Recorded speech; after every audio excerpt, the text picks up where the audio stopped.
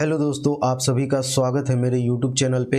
आज हम लोग क्लास 8 हिस्ट्री का चैप्टर 2 का ये तीसरा वीडियो पढ़ रहे हैं दोस्तों, जिसमें हमें पढ़ना है अंग्रेज फ्रांसीसी संघर्ष। यानी कि अंग्रेज और जो फ्रेंच है उनके बीच में जो संघर्ष हुआ अपने कॉलोनीज को इस्टेब्लिश करने के लिए, अपने उपनिवेश को स्थापित करने के लिए भारत में, उसी के बारे में हम लोग पढ़ने वाले हैं। तो देखो कह रहा है क्या, इससे पहले दो वीडियो जिस चैप्टर का ऑलरेडी अपलोडेड है, अगर आपने उन वीडियोस को नहीं देखा है तो प्लीज जाकर के प्लेलिस्ट में क्लास 8 हिस्ट्री का प्लेलिस्ट बना होगा, उसमें वो सारी वीडियोज आपको मिल जाएंगे। तो एक एक करके देख लीजिएगा, तो चीजें जो है वो आराम से समझ में आएंगी। आगे बढ़ते हैं। बोला है क्या, अंग्रेज फ्रांसीसी संघर्ष ये है क्या? तो बोला है क्या कि 18वीं सदी के आरंभ तक, कब की बात कराइए, 18वीं सदी के आरंभ तक अंग्रेजों और फ्रांसीसियों ने अन्य यूरोपीय कंपनियों को, क्या बोला है कि अंग्रेजों और फ्रांसीसियों ने अन्य यूरोपीय कंपनियों को उन महत्वपूर्ण स्थलों से हटा दिया जो उन्हें एशिया और यूरोप के बीच व्यापार के लिए क्या किए थे, स्थापित किए थे। यानी कि यहां पे समझने वाली बात क्या है, क्या बोला है ये कि जो अंग्रेज और फ्रेंच, आप देखोगे वर्ल्ड मैप में अगर हम दिखाएं कि फ्रांस है कहां पे, पहले ये देखो, ये है यूनाइटेड किंगडम जिसे इंग्लैंड भी बोलते हैं, ये यूनाइटेड किंगडम। और उसी के जस्ट बगल में आप देखोगे कि एक क्या है, वाटर बॉडी है, ये बीच में आप देख सकते हो एक वाटर बॉडी है, और उसी के जस्ट नीचे क्या है, ये है फ्रांस। ठीक है, ये फ्रांस है। तो ये हो गया फ्रांस और ये हो गया क्या, यूनाइटेड किंगडम या फिर इंग्लैंड जिसे बोलते हैं। अब हुआ ये कि 1600 ईस्वी में किसकी गठन होती है, ईस्ट इंडिया कंपनी की। लेकिन और ये भारत आती है, और आप देखोगे कि जो फ्रेंच ईस्ट इंडिया कंपनी है उसका गठन होता है कब, 1664 में। कब होता है, 1664 ईस्वी में फ्रेंच ईस्ट इंडिया कंपनी का गठन होता है। और सबका मकसद क्या था, ये जो ईस्ट इंडिया कंपनी थी वो व्यापार करना, व्यापार पे एकाधिकार स्थापित करना, मोनोपोली एस्टेब्लिश करना, ये सबसे बड़ा लक्ष्य था। तो हम देखते हैं क्या कि जो जितने भी यूरोपीय कंपनी थी उनको महत्वपूर्ण स्थलों से क्या कर दिया, हटा दिया, जो उन्हें एशिया और यूरोप के बीच व्यापार के लिए क्या किए थे, स्थापित किए थे। जैसे कि पुर्तगाली हो गए और भी जो लोग हैं, वो लोग जब इस्टेब्लिश किया अपना अपना अलग अलग क्षेत्रों में अपना फैक्ट्रीज स्टैब्लिश किया, कॉलोनी स्टैब्लिश किया, उन सभी चीजों को इन लोगों ने क्या कर दिया, हटा दिया। अब इंग्लैंड की ईस्ट इंडिया कंपनी का मुख्य मुकाबला सीधे रूप से फ्रांस की फ्रेंच ईस्ट इंडिया कंपनी के साथ था। यानी कि धीरे धीरे देखते हैं कि जो इंग्लैंड और जो फ्रांस के ईस्ट कंपनियां थी वो क्या करती है, और भी जो छोटी छोटी यूरोपीय कंपनियां थी उनको अपने कंपटीशन से बाहर करते हुए क्या करती है कि उन्हें रास्ते से हटा देती है। अब जो मुकाबला होगा अपना प्रभुत्व जमाने के लिए, वो दो कंपनियों के बीच में था। किसके बीच में था, तो एक इंग्लैंड की ईस्ट इंडिया कंपनी और दूसरा फ्रांस की फ्रेंच ईस्ट इंडिया कंपनी के साथ था। और बाकी सब लोग क्या हो चुके थे, कंपटीशन से बाहर हो चुके थे। अब बोला है क्या कि इंग्लैंड व फ्रांस की सरकारें भी अपनी अपनी कंपनियों को इस संघर्ष में पूरा समर्थन करते हुए उन्हें हर संभव सैनिक व आर्थिक मदद देती थी। यानी कि अगर हम देखें तो जो फ्रांस की सरकार है और इंग्लैंड की सरकार है, वो अपने अपने देश की कंपनियों को क्या देती थी, क्या प्रोवाइड करती थी, तो आर्थिक और सैनिक मदद, यानी कि सैनिक और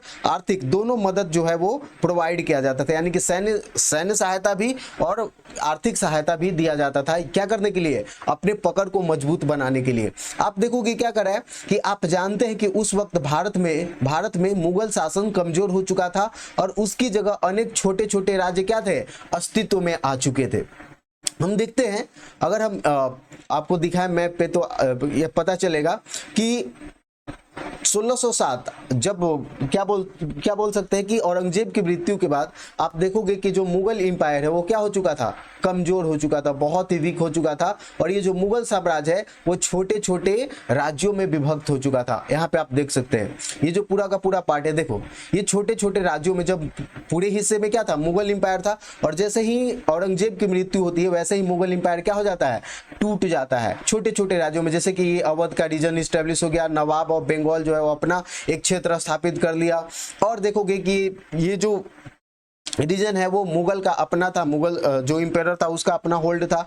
और उसी तरीके से देखोगे कि बीकानेर, जयपुर, मेवाड़, ये छोटे छोटे राज्य जो है स्थापित हो चुके थे। इधर देखोगे हैदराबाद है, ये मराठा कॉन्फेडरेसी बहुत पावरफुल हो चुका था। तो इस तरीके से देखें तो जैसे ही मुगल एम्पायर का क्या होता है, मुगल साम्राज्य का पतन होता है, छोटे छोटे रीजनल स्टेट्स क्या होते हैं, उभर करके सामने आ जाते हैं। अब सोच के देखो कि एक माइटी मुगल एम्पायर होता, अगर पूरे हिस्से में एक मुगल शासक होता, इतने बड़े एरिया पे वो शासन कर रहा होता, और एक अकेला फ्रेंच कंपनी या English east India company, British East India company इससे अगर लड़ाई करना चाहता तो मुगल एम्पायर से क्या कर सकता था, आराम से हरा सकता था। लेकिन अब ये क्या हो चुके थे, छोटे छोटे राज्यों में बढ़ चुके थे। और ऐसा होता था कि अगर ब्रिटिश एक क्षेत्र से, एक प्रोविंस से, प्रोविंशियल रूलर से जब लड़ाई कर रहा है, क्षेत्रीय राजा से जब लड़ाई कर रहा है, तो दूसरे राजा क्या करते थे, उसको सपोर्ट करने या फिर मतलब उनको कोई मतलब नहीं होता था कि ये क्षेत्रीय राजा को हरा दे। वो लोग तो और चाहते थे कि क्षेत्रीय राजा को हरा दे ब्रिटिश, तो क्या हो जाएगा, मेरा कंपटीशन कम हो जाएगा, इस तरीके से। तो देखोगे कह रहा है क्या कि आप जानते हैं कि उस वक्त भारत में मुगल शासन कमजोर हो चुका था और उसकी जगह अनेक छोटे छोटे राज्य अस्तित्व में आ चुके थे।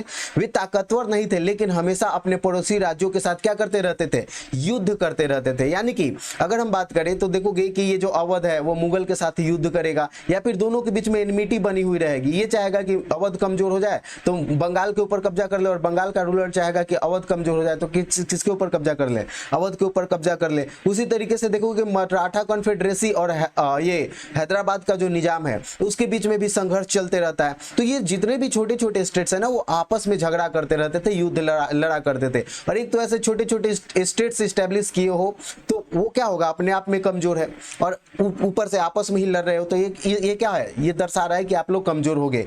इन्हीं परिस्थितियों का फायदा इन कंपनियों ने उठाया। यानी कि अब देखा कि ये लोग तो ऑलरेडी छोटे छोटे राज्यों में विभक्त हो चुके हैं, बट चुके हैं, और ये आपस में ही लड़ाई करते रहते, तो इसका क्यों ना फायदा उठाया जाए अपना प्रभाव, अपना राजनीतिक प्रभाव स्थापित करने के लिए। और देखो बोला है क्या कि इन कंपनियों ने ऐसे राज्यों को प्राप्त करने की चेष्टा की, करों में छूट प्राप्त की, तथा उस राज्य में व्यापार के एकाधिकार के बदले में वे इन राज्यों को सैनिक मदद देने का वादा करते थे। अब ध्यान से समझना, यहाँ पे पूरा का पूरा परिस्थिति है वो चेंज होगा। कैसे चेंज होगा कि ये जो कंपनियां है ना, वो ऐसे राज्यों को प्राप्त करने की चेष्टा करती थी। प्राप्त करने का मतलब उसके ऊपर कब्जा करने का प्रयास करता था कि जो छोटे छोटे राज्य हैं इनके ऊपर क्या कर लिया जाए, कब्जा कर लिया जाए। जैसे कि अवध हो गया, बंगाल हो गया, ये हैदराबाद हो गया, ठीक है, मराठा कॉन्फेडरेसी के ऊपर कब्जा किया जाए। तो इस तरीके से जो ब्रिटिश है या फिर जो यूरोपीय कंपनी है वो चाहती थी कि इनके ऊपर क्या किया जाए, कब्जा किया जाए। साथ ही साथ करों में छूट प्राप्त की। अब करों में छूट प्राप्त करने का मतलब क्या है,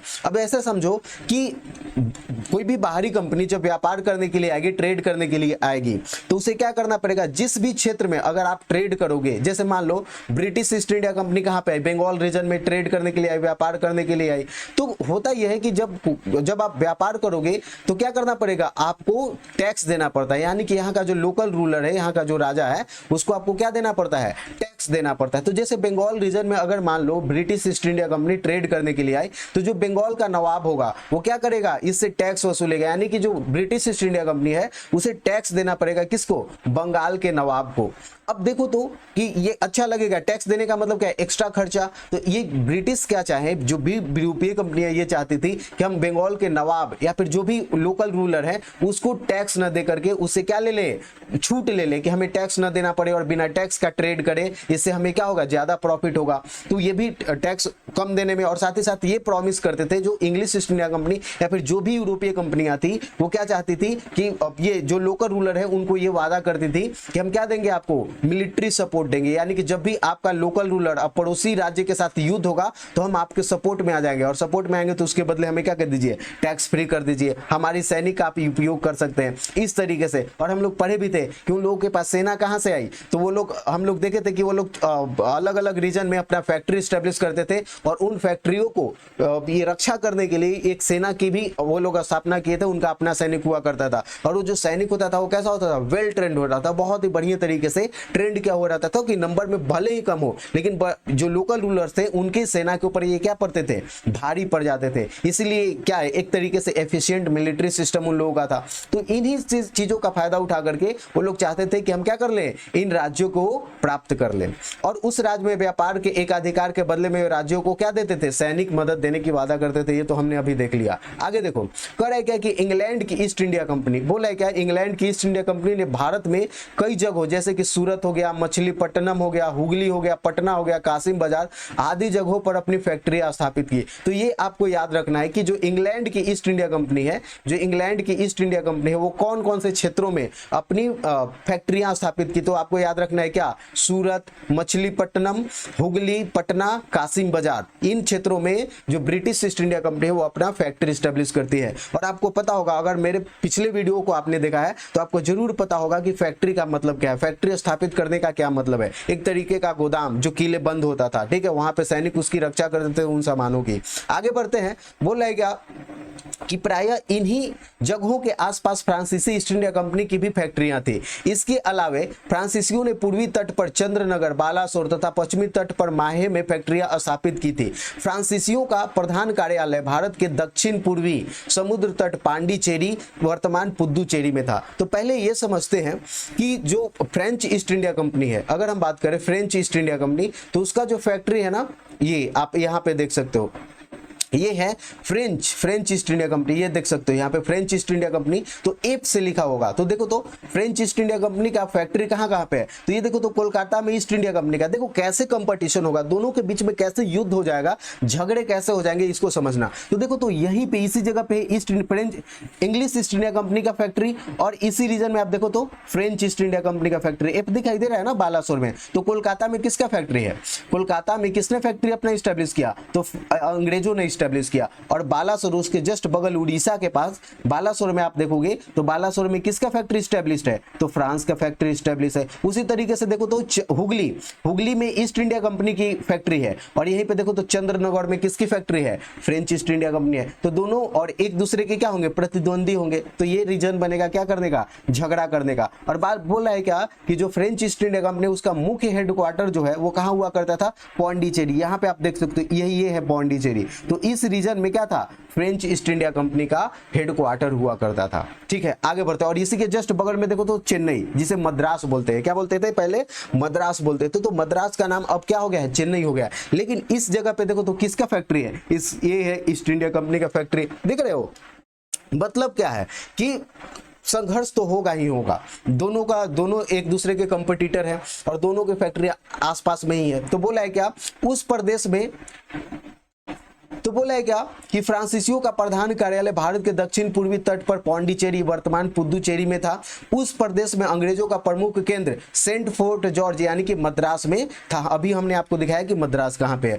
उस समय यूरोप में भी इंग्लैंड और फ्रांस के बीच में क्या थी, प्रतिद्वंदिता थी। प्रतिद्वंदिता का मतलब क्या था, एक तरीके का संघर्ष चल रहा था। किसके बीच में, तो फ्रांस और इंग्लैंड के बीच में। कहाँ पे, यूरोप में भी, यानी कि इंडिया में तो ये लोग आपस में संघर्ष कर ही रहे थे, एक दूसरे का कंपटीटर बने हुए ही थे। आप देखोगे कि यूरोप में भी इन दोनों के बीच में, यानी कि इंग्लैंड और फ्रांस के बीच में क्या चल रहा था, संघर्ष चल रहा था, प्रतिद्वंदिता चल रही थी। यहाँ पे यूनाइटेड किंगडम और ये फ्रांस, इन दोनों के बीच में यहाँ पे भी क्या था, एक दूसरे के प्रति प्रतिद्वंदिता चल रही थी। तो इसका रिपरकशन, इसका जो प्रभाव है वो भारत में भी देखने को मिलता है, इन दोनों के संघर्ष का। यूरोप में जब इन दोनों देशों के में संघर्ष आरंभ हुआ तो भारत में इन दोनों कंपनियों के बीच में क्या हो जाती है, संघर्ष की शुरुआत हुई। यह शुरुआत दक्षिण भारत में कर्नाटक से हुई। और देखते हैं क्या कि हमने ये देखा कि यूरोप में जब इन दोनों के बीच में क्या होता है, झगड़े होते हैं, तो इनके जो कंपनी के लोग हैं वो कहां पे अपना झगड़ा स्टार्ट कर देते हैं, तो भारत में भी शुरू कर देते हैं। और इसकी शुरुआत किस क्षेत्र में हुई, दक्षिण भारत के कौन से राज्य से,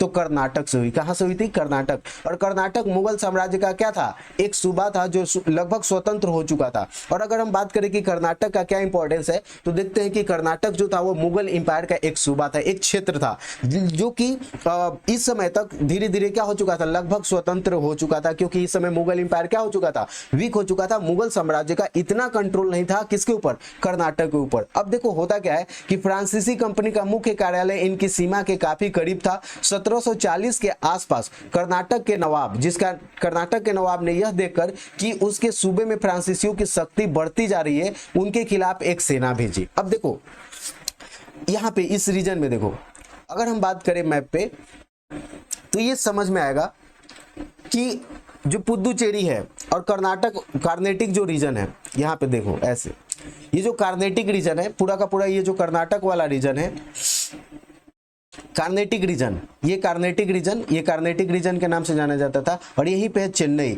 तो बोल रहा है क्या कि जो यहाँ का जो रूलर था ना, उसे ये लगा कि जो फ्रेंच ईस्ट इंडिया कंपनी है उसका प्रभाव जो है हमारे क्षेत्र पे क्या होते जा रहा है, बढ़ते चला जा रहा है। तो एक काम किया जाए, क्या किया जाए, फ्रांस को कंट्रोल किया जाए, क्या किया जाए, फ्रांस को नियंत्रित किया जाए। और इसके लिए जो कर्नाटक का रूलर है वो क्या भेजता है, एक अपनी सेना भेजता है, किसको दबाने के लिए, फ्रांस को दबाने के लिए। तो सूबे में फ्रांसीसियों की शक्ति बढ़ती जा रही है और इनके खिलाफ एक सेना भेजी। इस युद्ध में कर्नाटक की सेना की क्या होती है, हार हो जाती है, यानी कि राजा जो है वो क्या हो जाते हैं, हार जाते हैं। इस लड़ाई के परिणाम ने सिद्ध कर दिया कि एक छोटी सेना ने भी यदि सैनिकों में अनुशासन हो, उन्हें नियमित रूप से प्रशिक्षण व वेतन दिया जाए, उन्हें यूरोप में विकसित नई बंदूकें दी जाए, तो भारतीय सैनिकों की काफी बड़ी सेना को क्या कर सकती थी, हरा सकती थी। मतलब क्या हुआ कि राजा के पास बहुत बड़ी सेना थी और फ्रांस के पास छोटे मतलब कम नंबर में सैनिक थे।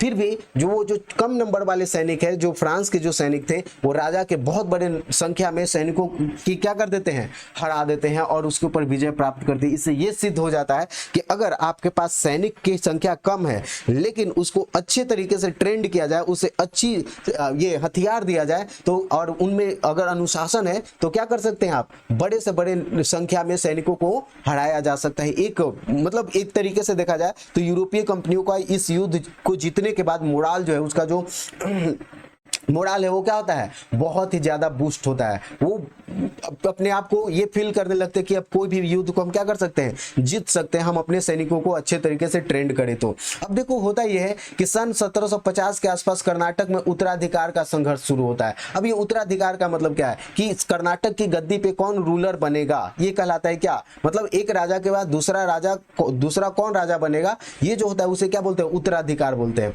और जो एक राजा के बाद दूसरा कोई राजा बनता है उसे क्या बोलते हैं, उत्तराधिकारी बोलते हैं। तो बोला है क्या कि जिसमें फ्रांसीसी एवं अंग्रेज कंपनियां आमने सामने आ गई, यानी कि जब कर्नाटक में उत्तराधिकार का संघर्ष चल रहा था, यानी कि वहां के जो रूलर थे वो कर्नाटक राजा बनने के लिए मतलब अपने आप में संघर्ष कर रहे थे एक दूसरे के बीच में। तो इसका फायदा उठाते हैं फ्रांसीसी और अंग्रेज कंपनियां। इसमें अंग्रेज कंपनी अपनी पसंद के व्यक्ति को कर्नाटक का नवाब बनाने में सफल रही और फ्रांसीसियों को एक बड़ा झटका लगा, यानी कि अंग्रेज जो है वो अपने थिंकिंग यानी कि अपने सपोर्टर को क्या बनवा देता है, कर्नाटक का नवाब बनवा देता है।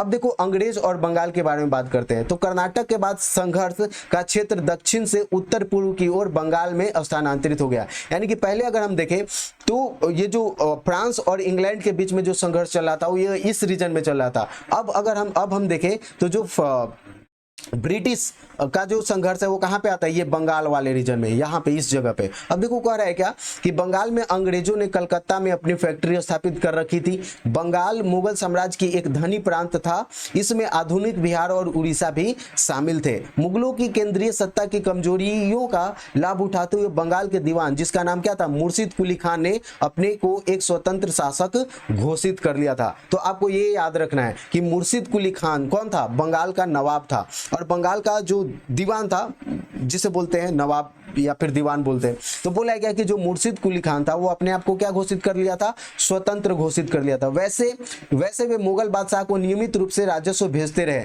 मुर्शिद कुली खान के बाद अलीवर्दी खान 1740 ईस्वी में बंगाल का नवाब बना और उसने बंगाल में कुशन प्रशासन कायम किया। अलीवर्दी खान ने यूरोप के व्यापारियों को हमेशा अपने नियंत्रण में रखने का प्रयास किया। उसके बाद उसका नाती, जिसका नाम सिराजुद्दौला था, वो नवाब बनता है और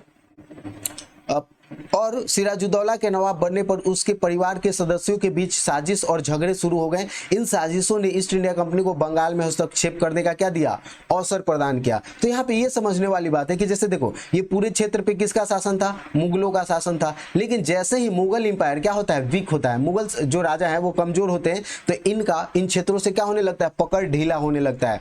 और जो लोकल रूलर्स थे, जिनका अपने क्षेत्र पे बहुत ज्यादा क्या बोल सकते हैं, वर्चस्व था, प्रभाव था, कंट्रोल था, वो अपने आप को क्या घोषित कर लेते हैं, इंडिपेंडेंट घोषित कर लेते हैं। लेकिन ये डायरेक्टली नहीं बोलते लेकिन इंडिपेंडेंटली रूल करने लगते हैं। ये प्रॉमिस तो करते हैं कि हम आपको क्या देंगे, मुगल राज्य, मुगल जो क्या बोल सकते हैं, इंपेरर है, जो शासक है, उसे हम क्या देंगे, ट्रिब्यूट, अपना जो भी राजस्व है वो देंगे, लेकिन रूल कैसे करेंगे, इंडिपेंडेंटली रूल करेंगे। उसी तरीके से देखोगे कि अवध रीजन में भी क्या था, अपना इंडिपेंडेंट स्टेट से स्टैब्लिश हो चुका था। तो बोला है क्या कि 1740 में, पहले तो 1717 में आप देखोगे, 1717 के आसपास अलीवर्दी खां जो है, मुर्शिद कुली खां है, वो बंगाल को अपने आप में एक स्वतंत्र शासक घोषित करता है। उसके बाद 1740 में अलीवर्दी खां जो है वो एक तरीके से देखा जाए तो कुशल नवाब के रूप में उभर करके सामने आता है और यूरोपीय कंपनियों को नियंत्रित करने का प्रयास करता है। और जैसे ही अब ये अलीवर्दी खां की मृत्यु होती है तो उसके बाद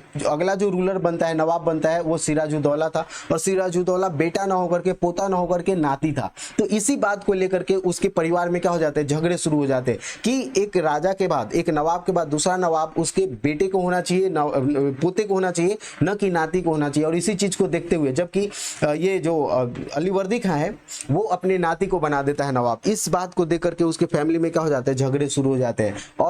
और इसका फायदा उठाता है कौन, ब्रिटिश ईस्ट इंडिया कंपनी।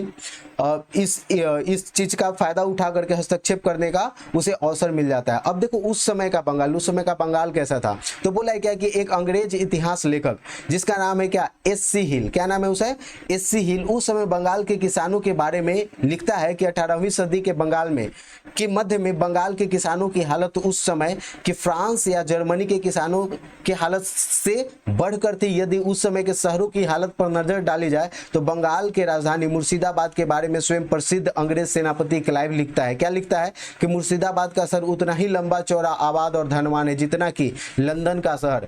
अंतर इतना है कि लंदन के धनाढ़ से धनाढ़ व्यक्ति के पास जितनी संपत्ति हो सकती है उससे बेइंतहा ज्यादा संपत्ति मुर्शिदाबाद में अनेकों के पास है। मतलब ये क्या बताने का प्रयास किया जा रहा है कि ये जो क्षेत्र थे वो बहुत ही ज्यादा समृद्धशाली थे, बहुत ही ज्यादा धन था, लेकिन इस समृद्धि को, इस धन को ब्रिटिशों ने क्या करता है, जम के लूटपाट मचाता है और बहुत जम करके क्या करता है, शोषण करता है इन चीजों का। अब देखो बंगाल पर व्यापार से शासन तक, अब देखेंगे कि बंगाल में पहले वो क्या करने आए, ब्रिटिश जो ईस्ट इंडिया कंपनी है बंगाल में क्या करने आता है, व्यापार करने के लिए आता है। लेकिन किस प्रकार से बंगाल का शासक बन जाता है वो, इसी बात को हम लोग इसमें समझने वाले हैं। बंगाल में पहली अंग्रेजी फैक्ट्री 1651 में हुगली नदी के किनारे स्थापित की गई थी। आप यहाँ पे देख सकते हो कि बंगाल में जो पहली फैक्ट्री है वो ब्रिटिश ईस्ट इंडिया कंपनी के द्वारा कब स्थापित की जाती है, तो 1651 ईस्वी में स्थापित की जाती है। और कहां पे, तो हुगली नदी के किनारे, कहां पे, इस जगह पे, ये देखो हुगली नदी के किनारे, ये हुगली नदी के किनारे पहली फैक्ट्री स्टैब्लिश की जाती है। आगे देखो कर रहा है क्या कि व्यापार में वृद्धि होने के साथ साथ इसके चारों ओर कंपनी के अधिकारी एवं व्यापारी भी बसने लगे। यानी कि अब यहाँ पे व्यापार हो रहा है, लगातार व्यापार हो रहा है, उसे बहुत ज्यादा प्रॉफिट हो रहे हैं, तो इसके जो कंपनी के कर्मचारी और जो अधिकारी थे वो भी हुगली नदी के किनारे आसपास वाले रीजन में बसने लगे, यानी कि अपना घर बनाने लगे, वहीं पे रहने लगे। धीरे धीरे कंपनी ने इस आबादी के चारों तरफ एक किला बनाना शुरू किया। इस किले का नाम फोर्ट विलियम रखा गया। तो अगर हम बात करें तो जो कलकत्ता यानी कि हुगली नदी के किनारे जो किला बनाया गया उस किले का नाम क्या था, फोर्ट विलियम था। फोर्ट विलियम को किसने बनवाया, इंग्लिश ईस्ट इंडिया कंपनी ने, ब्रिटिश ईस्ट इंडिया कंपनी ने। क्यों, अब इस क्षेत्र में रहने वाले जो भी ये अधिकारी थे उनकी रक्षा करने के लिए, ठीक है, फोर्ट विलियम की स्थापना की जाती है। आगे देखो कर है क्या कि कंपनी ने अपने व्यापार को ज्यादा से ज्यादा विस्तार देने के लिए 1696 में 1200 रुपए का भुगतान करके 3 गांवों की जमींदारी यानी लगान एकत्र करने का अधिकार प्राप्त कर लिया। और ये 3 गांव थे, गोविंदपुर, सूतानती और कलिकत्ता। ध्यान से देखो ये कौन कौन से 3 गांव थे, मात्र 1200 रुपया का भुगतान करके 3 गांवों से जमींदारी वसूलने का, जो टैक्स वसूलने का पावर है वो मिलता है। कौन कौन सा था, तो गोविंदपुर, ध्यान से रखना, गोविंदपुर, सूतानती और कलिकत्ता, ये 3 गांव थे। तीनों गांवों के मिलने के बाद आगे चलकर इन्हें कलकत्ता कहा जाने लगा। क्या कहा जाने लगा, कलकत्ता। तो कलकत्ता जो था वो स्टार्टिंग में कितने गांवों से मिलकर बना था, 3 गांव। कौन कौन सा, गोविंदपुर, सूतानुती और कलिकत्ता। अब इसे कोलकाता कहा जाता है। अब इसे क्या कहते हैं, कोलकाता। पहले कलकत्ता, अब कोलकाता कहते हैं, ठीक है। कंपनी ने मुगल सम्राट फर्रुखसियर से 1717 ईस्वी में एक शाही फरमान प्राप्त करता है। आगे देखोगे कि 1717 में जब बंगाल का शासक फर्रुखसियर था तो फर्रुखसियर से ये क्या प्राप्त करता है, शाही फरमान। फरमान। शाही फरमान क्या होता है? जो राजा आदेश जारी करता है किसी काम को करने के लिए या फिर कोई भी ऑर्डर देता है, उसी को क्या बोलते हैं? हम शाही फरमान बोलते हैं। तो शाही फरमान ब्रिटिश जो है वो किससे प्राप्त करता है? फर्रुखसियर से प्राप्त करता है। और फर्रुखसियर कौन था? ये मुगल शासक था। इसके अनुसार कंपनी को 3,000 रुपए वार्षिक कर के बदले बिना कोई अन्य कर दिए बंगाल में व्यापार करने की अनुमति मिल गई। इसका मतलब क्या था? शाही फरमान जो फर्रुखसियर ने जारी किया, इस शाही फरमान में क्या था? तो इस शाही फरमान में यह लिखा हुआ था कि बस आपको क्या करना है? मात्र वार्षिक यानी कि एक साल में 3,000 रुपए देने हैं। कितने देने हैं? 3,000 रुपए देने हैं। और 3,000 रुपए के बदले आप बंगाल रीजन में, आप बंगाल क्षेत्र में जितना चाहे हो सके व्यापार करो, उसके बदले में उस व्यापार पे कोई आपको एक्स्ट्रा टैक्स नहीं देना। बस 3,000 दे दो और जितना हो सके बंगाल रीजन में आप क्या कर सकते हो? व्यापार कर सकते हो बिना कोई टैक्स दिए हुए। इस आदेश के बाद कंपनी राज्य में जो माल खरीदती थी उस पर उसे कोई कर नहीं देना पड़ता था। सिर्फ 3,000 रुपया दे दिया और बंगाल क्षेत्र में व्यापार करने का इसे आदेश मिल चुका था। अब देखो करे कि इस पूरी व्यवस्था से बंगाल के राजस्व का काफी नुकसान हो रहा था। अब देखो तो कि सिर्फ 3,000 दे करके, सिर्फ 3,000 रुपए दे करके अगर ये बंगाल रीजन में, अगर ये सिर्फ 3,000 रुपए दे करके बंगाल रीजन में क्या कर सकता है? व्यापार कर सकता है। तो इससे कितना बड़ा लॉस होगा? बंगाल का जो नवाब होगा, जो टैक्स वसूला करता था, अपना राज्य को चलाता था, उस क्षेत्र में हर एक सामान को की जब खरीदारी होगी तो बंगाल के नवाब को टैक्स जाता, वो पूरा का पूरा टैक्स जो है वो क्या हो चुका था? हाथ से जा चुका था। सिर्फ और सिर्फ 3,000 रुपए दे करके वो ये कर रहा था। तो एक तरीके से देखा जाए तो बंगाल के नवाब का और बंगाल वाले जो रीजन है, बंगाल की जो सरकार है, उसको भारी टैक्स का क्या होता है? नुकसान होता है। वो अपने शासन व्यवस्था चलाने में मतलब एक तरीके से देखा जाए तो असक्षम हो चुके थे। कंपनी को मिली इस छूट का फायदा कंपनी के कर्मचारी अपने निजी व्यापार के लिए भी कर रहे थे। अब ध्यान से समझना, दो बातें हैं।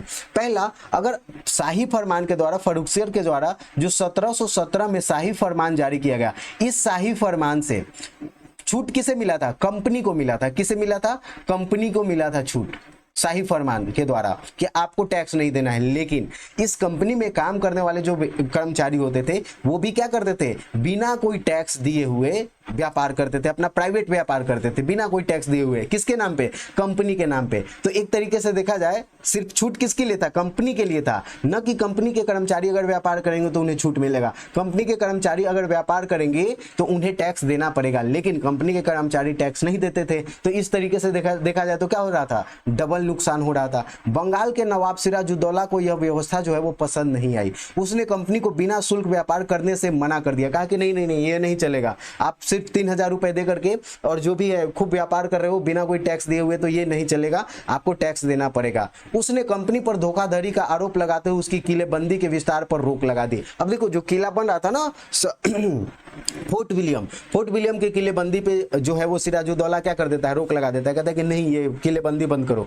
कंपनी भी यह समझ रही थी कि अगर बंगाल के व्यापार को सुरक्षित रखना है तो सिराजुद्दौला को नवाब पद से क्या करना पड़ेगा? हटाना पड़ेगा। अब कंपनी को यह समझ में आने लगा कि अच्छा, सिराजुद्दौला सरदर्द बनेगा, हम लोग का जो प्रॉफिट हो रहा है, जिस तरीके से हम लोग व्यापार कर रहे हैं और फायदा कमा रहे हैं, उसमें क्या होने लगा? हमें नुकसान होने लगा। जब तक सिराजुद्दौला इस गद्दी पे बंगाल का नवाब बना रहेगा तब तक हमें नुकसान होता रहेगा। इसलिए इसे क्या करना पड़ेगा? नवाब पद से हटाना होगा। और कैसे हटाया जाएगा? तो देखा जाए तो इसके लिए कंपनी ने बंगाल की राजनीति को टटोलना शुरू किया। अब सिराजुद्दौला जो सरदर्द बन रहा है बिजनेस में, किसके बिजनेस में, किसके फायदे में? कंपनी के फायदे में। तो कंपनी जो है वो क्या करने, कंपनी के जो अधिकारी है वो ये प्रयास करने लगते हैं कि कैसे सिराजुद्दौला को हटाया जाए। और इस प्रोसेस में आप देखोगे कि पहले क्या करता है कंपनी के जो अधिकारी है वो क्या करते हैं? तो बंगाल की राजनीति को टटोलना शुरू करते हैं। यानी कि देखते हैं कि सिराजुद्दौला से कौन कौन से लोग गुस्सा हैं, कौन कौन से लोग, अगर हम इस युद्ध बंगाल के नवाब से अगर युद्ध लड़ना चाहते हैं तो कौन लोग हमारे सपोर्ट में आ सकते हैं। इन सारी चीजों को टटोलना शुरू करता है। उसने सिराजुद्दौला से असंतुष्ट व्यक्तियों से साठगांठ करना शुरू किया। सिराजुद्दौला की जगह कंपनी के एक ऐसा नवाब चाहती थी जो उसके इशारों पर चल सके। इसके लिए कंपनी ने बंगाल के दो व्यापारी, जिसका नाम अमीचंद और जगत सेठ के साथ साथ नवाब के सेनापति मीर जफर को अपनी ओर मिला लिया। तो देखो बहुत ही एक तरीके से देखा जाए तो बंगाल का जो नवाब सिराजुद्दौला था उसे कमजोर करने के प्रयास से जो सिराजुद्दौला से असंतुष्ट लोग थे उनको अपने पास अपने पाले में लाता है। और वो कौन कौन से लोग थे? तो दो बड़े व्यापारी थे। कौन कौन दो बड़े व्यापारी थे बंगाल के? तो एक अमीचंद और दूसरा जगत सेठ। ये अमीचंद और जगत सेठ किसके साथ हो जाते हैं, किसके साइड हो जाते हैं? तो कंपनी के साइड, अंग्रेजों के साइड हो जाते हैं।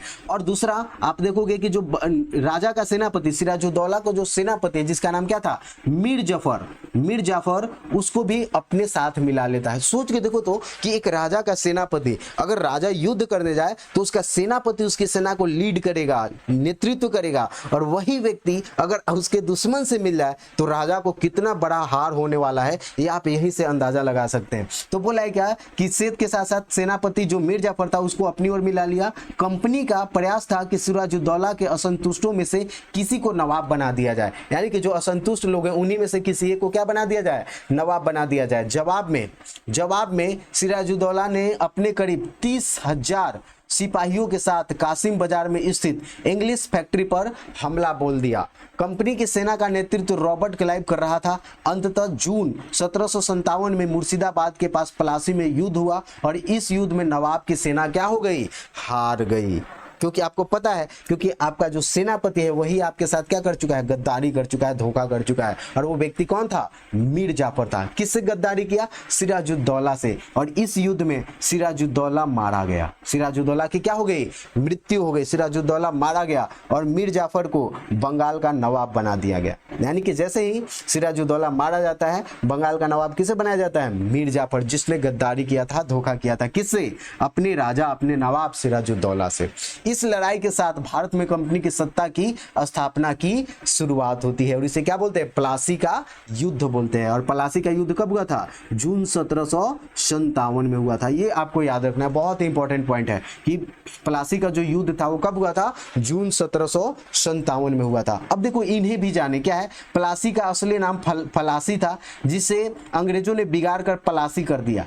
फलासी था लेकिन पलासी कर दिया। इस जगह को यहाँ पाए जाने वाले पलासी के फूलों के कारण पलासी कहा जाता था। पलास का फूल होता है, यस, पलास का फूल होता है। पलास के खूबसूरत लाल लाल फूलों से गुलाल बनाया जाता था, जिसके कारण जिसका होली में इस्तेमाल होता था। तो देखो ये जो पलासी रीजन है, तो ये पलासी नहीं था, फलासी था। और पलास के फूलों के कारण इसे फलासी कहते थे, लेकिन इसने पलासी बना दिया था। ठीक है।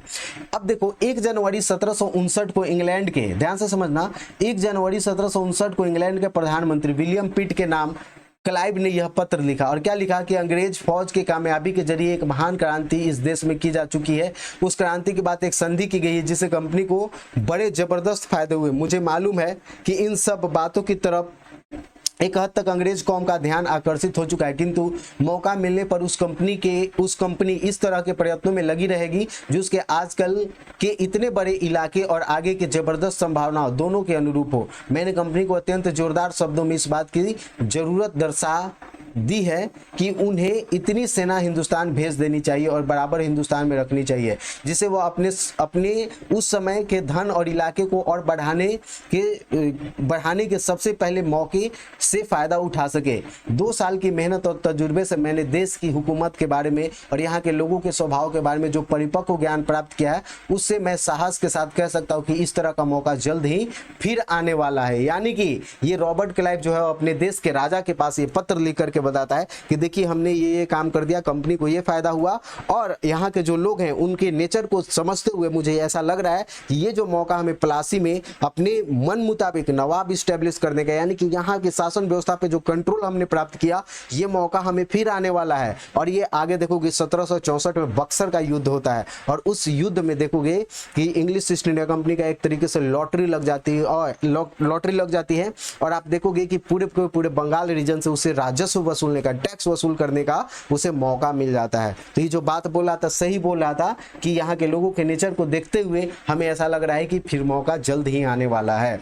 इस जीत के बाद कंपनी का कर मुक्त व्यापार पुनः पुनः आरंभ हो गया। कंपनी चाहती तो बंगाल का शासन अपने हाथों में ले सकती थी, लेकिन व्यापार के द्वारा ज़्यादा से ज़्यादा मुनाफा कमाना उनके लिए ज़्यादा महत्वपूर्ण था। इस मुनाफे के अलावा मीर जाफर ने कंपनी के बड़े अधिकारियों को भेंट या घूस के रूप में भारी रकम दिया। अब मीर जाफर जैसे ही नवाब बनता है तो उसका जो अदायगी है, जिसे बोलते हैं कि उसके बदले में वो भारी रकम जो है कंपनी के अधिकारियों को देता है। कंपनी के अधिकारियों की मांगों को पूरा करने में खजाना खाली होने लगा। फिर भी कंपनी संतुष्ट नहीं थी। जल्द ही मीर जाफर को अपनी गलती का एहसास होने लगा। उसने इसका विरोध किया। उसके विरोध के पश्चात कंपनी ने मीर जाफर को हटाकर उसके दामाद मीर कासिम को 1760 में बंगाल का नवाब बना दिया। अब आप देखोगे कि मीर जाफर जो कंपनी के अधिकारियों को खुश करने के लिए पैसा देता रहा, पूरा का पूरा जो बंगाल के ये खजाना है, बंगाल के नवाब का जो खजाना है, उस खजाने को खाली कर दिया। और इन लोगों का जो कंपनी के अधिकारी हैं, उनका जो डिमांड है वो रुक नहीं रहा था, मतलब और ज़्यादा पैसों की मांग कर रहे थे। तो इस चीज़ को देखते हुए मीर जाफर को लगा कि अरे तेरी, मैं तो बहुत बड़ा गलती कर दिया, ये तो मान ही नहीं रहा है, अब हम कितना दें। इसके बाद जब उसकी डिमांड को और पूरा न करने में असमर्थ हो जाता है मीर जाफर, तब मीर जाफर को हटा करके बंगाल के गद्दी से उसके दामाद मीर कासिम को 1760 में क्या बनाया जाता है, बंगाल का अगला नवाब बनाया जाता है। मीर कासिम ने नवाब बनने की खुशी में कंपनी को वर्धमान, मिदनापुर तथा चटगांव जिले की जमींदारी सौंप दी, लेकिन दूसरी तरफ उसने कंपनी पर अपनी पूर्ण निर्भरता की स्थिति को समझा। उसने कंपनी के शिकंजे से छुटकारा पाने के लिए कई कदम उठाए। उसने मीर जाफर के उन सभी अफसरों को हटाना शुरू किया जो कंपनी से मिले हुए थे। उसने बंगाल की आर्थिक स्थिति को भी सुधारने का प्रयास किया। कंपनी और उसके अधिकारी एवं कर्मचारी मुगल बादशाह फर्रुखसियर द्वारा शाही फरमान द्वारा मिली सुविधाओं का दुरुपयोग कर रहे थे। वे बिना चुंगी दिए ही व्यापार कर रहे थे। जैसा कि हमने पहले पढ़ा था, चुंगी का मतलब कर, टैक्स। इससे राज्य को आर्थिक नुकसान हो रहा था तथा देसी व्यापारियों को भी धक्का लग रहा था, क्योंकि वे लोग निःशुल्क व्यापार नहीं कर सकते थे। विवश होकर मीर कासिम ने चुंगी की वसूली खत्म कर दी ताकि भारतीय व्यापारी भी कंपनी के व्यापारियों की बराबरी में व्यापार कर सके। अब देखो, होता यह है कि जैसे ही मीर कासिम को बंगाल का नवाब बनाया जाता है, क्या बनाया जाता है, मीर कासिम को जैसे ही बंगाल का नवाब बनाया जाता है, तो मीर कासिम पहले ये करता है कि मीर जाफर के जो अधिकारी जो कंपनी से मिले हुए थे, उनको धीरे धीरे करके साइड करता है। ठीक है, उसके बाद अपने आप को कंपनी के चंगुल से बाहर निकालने का प्रयास करता है। और उस स्थिति में ये भी देखता है कि जो ये फर्रुखसियर के द्वारा जो भी इसे शाही फरमान मिला था, और फर्रुखसियर के द्वारा शाही फरमान में क्या था कि बिना टैक्स दिए हुए, मात्र 3000 रुपए दे करके, बिना कोई दूसरा टैक्स दिए हुए कंपनी क्या कर सकती थी, व्यापार कर सकती थी। लेकिन मीर कासिम को यह भी समझ में आ रहा था कि जो न सिर्फ कंपनी व्यापार कर रही है, बल्कि कंपनी के व्यापार अधिकारी भी प्राइवेट व्यापार कर रहे हैं और बिना कोई टैक्स दिए हुए वो निकल जा रहे हैं। इससे क्या हो रहा है कि जो भारतीय व्यापारी हैं, जो देसी व्यापारी है, जो भारतीय व्यापारी है, उनको बहुत बड़ा नुकसान हो रहा है। क्या नुकसान हो रहा है कि आप देखोगे कि कंपनी के व्यापारी बिना कोई टैक्स दिए हुए ही व्यापार कर रहे हैं, जबकि देसी व्यापारियों को टैक्स देना पड़ता था। तो एक तरीके से देखा जाए तो देसी व्यापारियों को क्या हो रहा था, नुकसान हो रहा था। इस चीज को देखते हुए कि अब टैक्स तो हटा नहीं सकते, टैक्स तो उन सब से ले नहीं सकते, लेंगे तो फिर गुस्सा हो जाएंगे, तो एक काम किया जाए, पूरे के पूरे टैक्स सिस्टम को ही क्या कर दिया जाता है, खत्म कर दिया जाता है कि ना तो भारतीय व्यापारी देंगे और ये ब्रिटिश तो दे ही नहीं रहा, तो चलो बिना टैक्स का ही चला जाए। इससे दे करके जो कंपनी के अधिकारी है वो गुस्सा हो जाते हैं, कहते कि नहीं, ये फिर कंपटीशन में आ जाएगा, जो भारतीय व्यापारी है वो लोग मेरे कंपटीशन में आ जाएंगे। क्यों? क्योंकि उन्हें भी टैक्स नहीं देना पड़ रहा, तो उनको भी ज्यादा प्रॉफिट होगा। तो इस चीज को देखते हुए वो जो मीर कासिम है वो भी उसका दुश्मन बन जाता है। आगे देखोगे, 26 मार्च 1762 को मीर कासिम ने अंग्रेज कर्मचारियों के व्यवहार की शिकायत की। उसने लिखा कि कलकत्ते से ढाका, कासिम बाजार और पटना तक प्रत्येक स्थान पर प्रत्येक अंग्रेज अधिकारी, उसके गुमास्ते तथा एजेंट मेरे कर्मचारियों के साथ स्वयं जमींदार, तालुकेदार और लगान वसूल करने वाले कार्य करते हैं। इसके अतिरिक्त प्रत्येक जिले, नगर एवं गाँव में गुमास्ते और अन्य कर्मचारी चावल, धान, तेल, बांस, पान आदि का व्यापार करते और कंपनी के दस्तक लिए हुए प्रत्येक व्यक्ति को अपने आप को कंपनी से कम नहीं समझता है। यानी कि ये कंप्लेन कर रहा है कि भाई देखो, कंपनी के जो अधिकारी ना वो अपने आप को यहाँ का नवाब समझने लगे हैं और बिना कोई टैक्स दिए हुए वो भी अपना व्यापार करे। कंपनी तो व्यापार कर ही रही है। मुर्शिदाबाद पर कंपनी का दबदबा जो है वो बना रहता, दबाव मुर्शिदाबाद पर कंपनी का दबाव बना रहता था। इस दबाव और नियंत्रण से बचने के लिए मीर कासिम अपनी राजधानी मुर्शिदाबाद से हटाकर मुंगेर लेकर के आता है। तो ये भी आपको याद रखना, बहुत इंपॉर्टेंट पॉइंट। कौन सा ऐसा रूलर था जो अपना राजधानी, कौन सा ऐसा बंगाल का नवाब था जो अपनी राजधानी मुर्शिदाबाद से हटा करके मुंगेर लाता है? तो वो कौन था? मीर कासिम था। कौन था? मीर कासिम। उसके पीछे रीजन क्या था? मुर्शिदाबाद से अपनी राजधानी को मुंगेर लाने के पीछे रीजन क्या था कि कंपनी का जो दबाव बना रहता था किसके ऊपर, ये बंगाल के नवाब के ऊपर, उससे बचने के लिए, उससे नियंत्रण, दबाव और नियंत्रण से बचने के लिए जो मीर कासिम है वो अपनी राजधानी मुर्शिदाबाद से हटा करके मुंगेर लेकर के आता है। मुंगेर कहाँ पे है? आपको कमेंट बॉक्स में कमेंट करके बताना है मुंगेर कहाँ है, ठीक है, कौन से राज्य में है आज। मुंगेर की उसने बड़ी सुंदर और मजबूत किलेबंदी की और करीब 40,000 सैनिकों की फौज तैयार की। अपने सैनिकों को युद्ध के नए तरीके सिखाने के लिए उसने यूरोपीय प्रशिक्षकों की नियुक्ति की। अब देखो यह भी जाने पढ़ लेते हैं, कर है क्या, दस्तक क्या है? तो दस्तक वह प्रमाण पत्र था जो अंग्रेजी फैक्ट्री का अध्यक्ष कंपनी के सामान के संबंध में देता था, जिससे उस सामान के व्यापार पर चुंगी नहीं लगती थी। एक तरीके से बोल सकते ट्रेडिंग पास, मतलब वो दिखा दो कि देखो भाई मेरे पास दस्तक है तो हमें कोई टैक्स नहीं देना पड़ेगा, इस तरीके की व्यवस्था थी। इतना ही नहीं, उसने मुंगेर में बंदूकों एवं तोपों के कारखानों की स्थापना की। आज भी आप मुंगेर में मीर कासिम द्वारा निर्मित किले को देख सकते हैं। तो आप देखोगे कि मुंगेर में बहुत बड़ी संख्या में, बहुत बड़े नंबर में फौज स्थापित करता है, किलेबंदी करता है और वहां पे बंदूक एवं तोपों के कारखाने स्टैब्लिश किए गए थे। कहां पे? मुंगेर में। और इसलिए आप देखोगे कि मुंगेर के लोग वो जो जनरेशन टू जनरेशन बंदूक बनाने का कला, जो नॉलेज है, वो आज भी पास होता है। अभी भी आप देखोगे कि गैर कानूनी तरीके से बंदूक बनाए जाते हैं, जिसे देसी कट्टा बोलते हैं। मुंगेर वाले रीजन में आज भी आपको देखने को मिल जाते हैं, बहुत बड़े पैमाने पर बनाया जाता है, वहाँ पे लोग गैर कानूनी तरीके से बनाते हैं। ये जो नॉलेज है, ये बंदूक और तोप खानों की, वो generation to generation pass on होते आ रहा है। आगे देखें, मुंगेर किस नदी पर बसा है, ये पता करना है आपको कि मुंगेर किस नदी पर बसा है तथा मुंगेर किन किन चीजों के लिए प्रसिद्ध है, ये पता करना है आपको, पता करके लिखना है। अगर कोई मुंगेर रीजन से है तो ये बता सकता है। निसंदेह मीर कासिम द्वारा उठाए गए इन कदमों से कंपनी के अफसर नाराज हो गए और उन्होंने नवाब को हटाने का फैसला किया। मीर कासिम ने महसूस किया कि वह अकेला कंपनी के फौज का सामना नहीं कर सकता, इसलिए उसने मुगल शासक शाह आलम और अवध के नवाब शुजा-उद-दौला से मदद मांगी। यानी कि अब लगा ये मीर कासिम को कि हम अकेले कंपनी से सामना नहीं कर सकते, तो करता क्या है कि शुजा-उद-दौला जो अवध का शासक था, नवाब था, और शाह आलम सेकेंड जो क्या था, ये मुगल शासक था, उससे ये मदद मांगता है। बक्सर क्या है यह भी जाने। कहते हैं कि वेद मंत्र की रचना करने वाले बहुत से ऋषि यहाँ हुए। इस स्थान को वेद गर्भ कहते हैं। यहाँ गौरी शंकर मंदिर के पास एक तालाब है जिसका पहले नाम था अघसर, अर्थात पाप को दमन करने वाला। कहते हैं कि वेद शिरा नाम के एक ऋषि ने दुर्वासा ऋषि को उकसाने के लिए व्याघ्र का रूप बनाया। इस पर क्रोधित होकर दुर्वासा ने उन्हें शाप दिया, किंतु व्याघ्र ही बना रहा। अंत में इस तालाब में नहाने से वेद शिरा अपना असली रूप पा सके। तब से इस तालाब का नाम पड़ा व्याघ्रसर, और पीछे इस शहर का नाम धीरे धीरे व्याघ्रसर से बक्सर और बक्सर से बक्सर हो गया। अच्छा ठीक है, तो ये पूरा का पूरा बक्सर की कहानी है कि क्या था, मतलब व्याघ्रशिरा से व्याघ्रसर और व्याघ्रसर से बक्सर और बक्सर से बक्सर। यानी कि देखो कैसे कैसे धीरे धीरे कोई भी शब्द का, जो कोई भी व्यक्ति के, कोई भी जगह का नाम धीरे धीरे कैसे चेंज हो जाता है। तीनों की संयुक्त सेना की कंपनी। अब देखो तो तीन रूलर हो गए, कौन कौन सा? तो मीर कासिम, दूसरा शुजा-उद-दौला और शाह आलम सेकेंड। ये तीनों मिल करके किससे लड़ने का प्रयास करते हैं? कंपनी से। तो तीनों की संयुक्त सेना की कंपनी के सेना के साथ पश्चिम बिहार के बक्सर नामक स्थान पर 1764 ईस्वी में लड़ाई हुई, जिसमें भारतीय सेनाओं की क्या हो जाती है? हार हो जाती है। यानी कि इस युद्ध में भी शुजा-उद-दौला, मीर कासिम और ये सब युद्ध लड़ते हुए, इसकी सेना लड़ते हुए हार जाती है। कहाँ पे? बक्सर में। कब? कौन से ईस्वी में? 1764 ईस्वी में। इस हार के पश्चात 1765 ईस्वी में शुजा-उद-दौला और शाह आलम ने इलाहाबाद में क्लाइव के साथ समझौते पर हस्ताक्षर किए। समझौतों के अनुसार ईस्ट इंडिया कंपनी को बंगाल, बिहार और उड़ीसा की दीवानी मिल गई, जिससे कंपनी को इन प्रदेशों से राजस्व वसूली करने का अधिकार मिल गया। तो आगे आप देखोगे कि जैसे ही इस युद्ध में जो रॉबर्ट, ये शाह आलम सेकेंड और शुजा-उद-दौला और मीर कासिम हार रहा है, तो मीर कासिम तो युद्ध हारने के बाद भाग जाता है। क्यों? क्योंकि अपना बंगाल वाला क्षेत्र छोड़ के ऑलरेडी आ चुका था।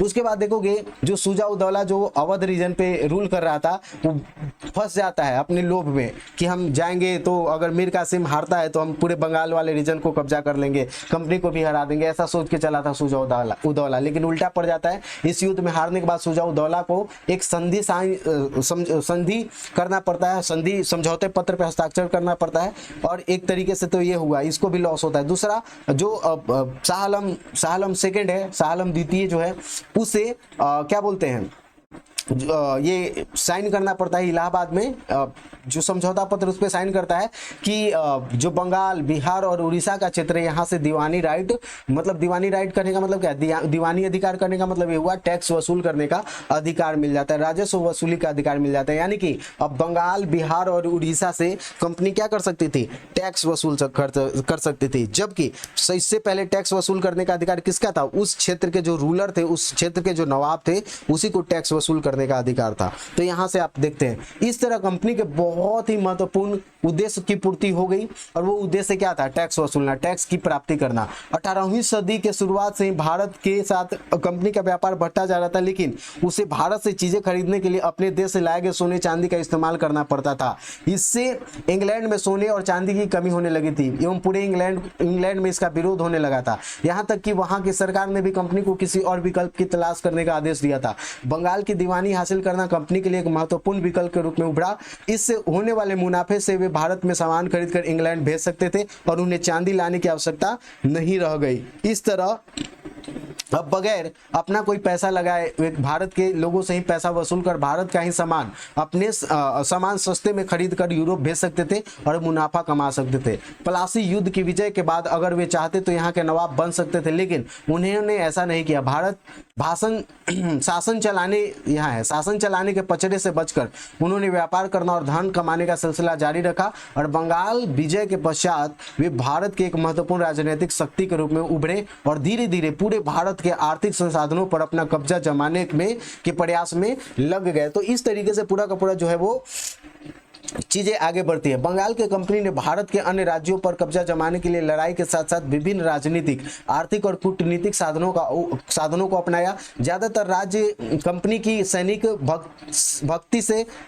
भक्ति से डर कर उसकी बातें मानने को, ये सैनिक शक्ति होगा, भक्ति नहीं होगा, राज्य कंपनी की शक्ति से डर कर उनकी बातें मानने को तैयार हो गए। ऐसे राज्यों पर अपना नियंत्रण स्थापित करने के लिए कंपनी ने उसके साथ सहायक संधि की। अब देखो होता ये था ना कि देखा कि अब जितने भी रीजनल रूलर्स हैं, जैसे ऐसे देखो जितने भी क्षेत्रीय शासक हैं, अब वो क्या करते थे इस क्षेत्र में, आप देखो जैसे ही उसने अवध के साथ बंगाल क्षेत्र पे ब्रिटिश का कब्जा हुआ और इसकी सेना जो है वो बंगाल के शासक को हराता है, अवध के शासक को हरा देता है, और मुगल साम्राज्य का जो शासक है शाह आलम सेकंड, उसकी कंबाइंड फोर्सेस को हरा देता है जब 1664 में।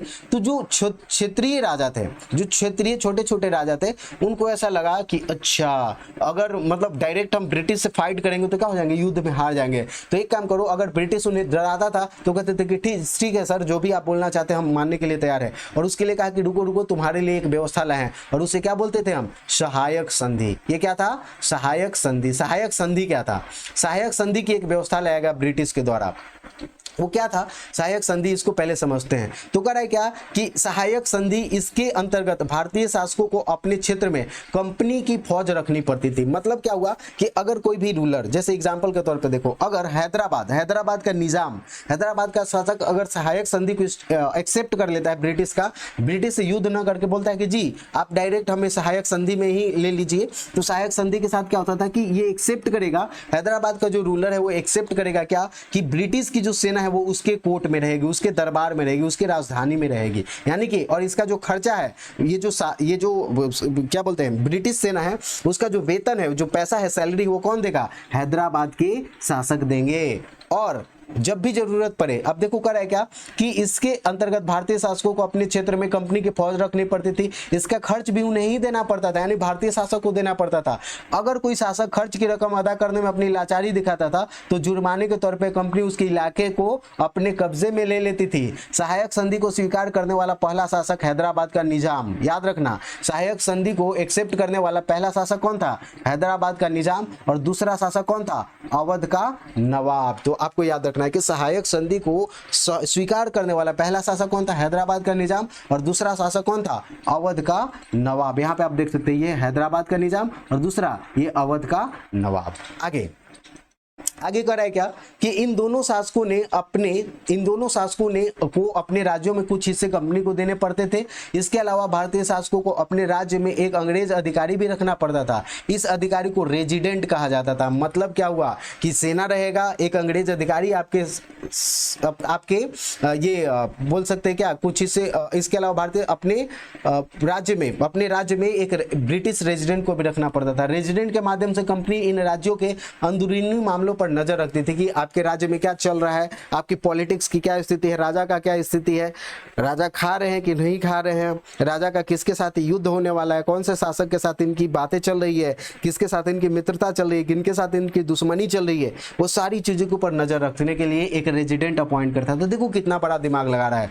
उस राज्य का अगला राजा कौन होगा, किस किस को पद देना उचित होगा, आदि चीजों पर भी कंपनी के अफसर ही तय किया करते थे। मतलब एक तरीके से देखें कि जो भी राज्य सहायक संधि एक्सेप्ट कर लिया, इसका मतलब समझो गुलामी एक्सेप्ट कर लिया, न चाहते हुए भी। नाम के लिए आप शासक बने रहोगे, लेकिन जो शासक का एक पावर होता है, जो शक्ति होती है, वो सारी की सारी शक्ति किसके हाथों में चली गई? ब्रिटिश के हाथों में चली गई। कई राजाओं और नवाबों ने कंपनी की चालों को समझा। कंपनी शासन को चुनौती देने के लिए उन्होंने बड़े पैमाने पर तैयारियां की। कंपनी भी ऐसे शासकों से बलपूर्वक निपटने के लिए तैयार थी। आइए कुछ ऐसे भारतीय शासकों के बारे में जाने जिन्होंने डट कर कंपनी का मुकाबला किया। तो इस वीडियो में दोस्तों ये बहुत ही लंबा होने वाला है, तो इस वीडियो में इतना ही रहने देते हैं और मिलते हैं नेक्स्ट वीडियो में। तब तक के लिए धन्यवाद। और हाँ, अगर मेरे वीडियोस को पहली बार देख रहे हैं, मेरे चैनल पे न्यू हैं, तो प्लीज़ चैनल को भी सब्सक्राइब करना ना भूलिएगा। चैनल को सब्सक्राइब कीजिए और अपने दोस्तों के साथ शेयर जरूर कीजिएगा, ठीक है। तो मिलते हैं नेक्स्ट वीडियो में, तब तक के लिए धन्यवाद। Take care.